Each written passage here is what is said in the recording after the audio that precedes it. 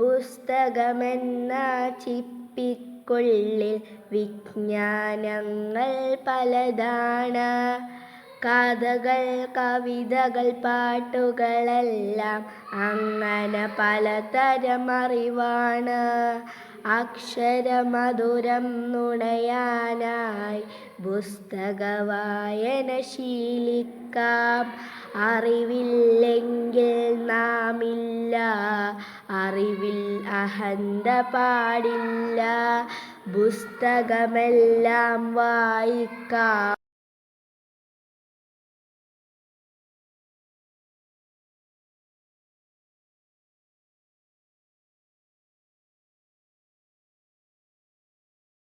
അറിവിൻ്റെ കണ്ണാടി വച്ചു നോക്കി ഞാൻ പുസ്തകത്താളിലെ അക്ഷരലോക. അറിഞ്ഞു ഞാൻ അക്ഷരങ്ങളിലൂടെ, മനസ്സിലായി ഞാൻ ആരെന്നും എന്തെന്നും. വളരുവാനുണ്ട് എനിക്കിനിയും, വളരേണ്ടതുണ്ട് എനിക്ക്. അതിനായി ഇനിയും ഞാൻ വായിച്ചു വളരേ. അറിവിൻ്റെ കണ്ണാടി വച്ചു നോക്കി ഞാൻ പുസ്തകത്താളിലെ അക്ഷരലോകത്ത്.